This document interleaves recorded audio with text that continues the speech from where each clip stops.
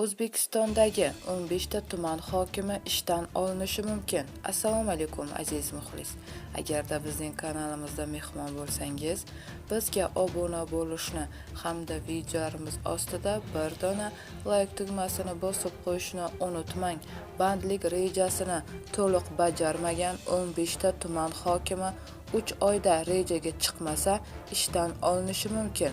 Bu haqda 16-iyun kuni Shavkat Mirziyoyev raisligidagi video selektor yig'ilishida ma'lum qilindi.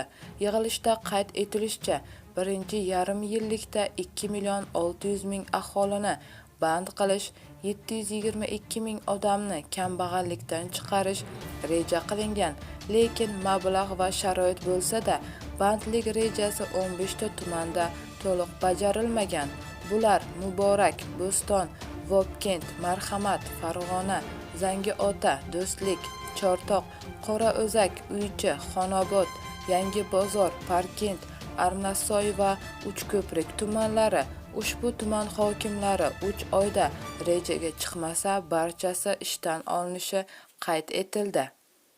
Aholini kambag'allikdan chiqarish bo'yicha Uchquduq, Angren va Karmanada ishlar sustligi ko'rsatilib o'tildi. Yig'ilishda xalq qabulxonalarining barcha xodimlari ishdan bo'shatilib, masalani hal qila oladigan fidoyi kadrlar bilan to'ldirilishi ham aytildi. Davlat rahbari suyultirilgan gaz yetkazishdagi muammo bo'yicha rahbarlarga so'nggi ogohlantirish berdi.